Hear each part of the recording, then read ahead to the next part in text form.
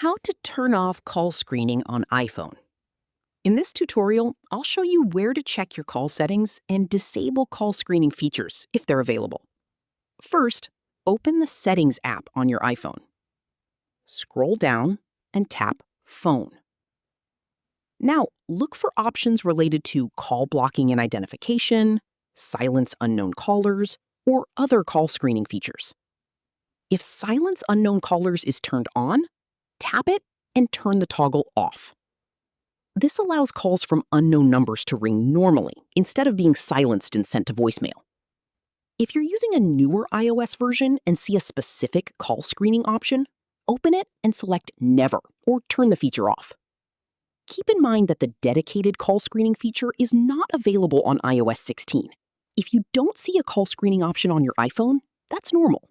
Here, I'm also using iOS 16, so you won't see this option on my device either. Also, some call screening features may be provided by your mobile carrier or a third-party call filtering app. In that case, you'll need to disable the feature through the carrier or app settings. After changing the settings, ask someone to call your iPhone from an unknown number to test whether the call rings normally. And that's it! You've successfully checked and disabled available call screening settings on your iPhone. Thanks for watching!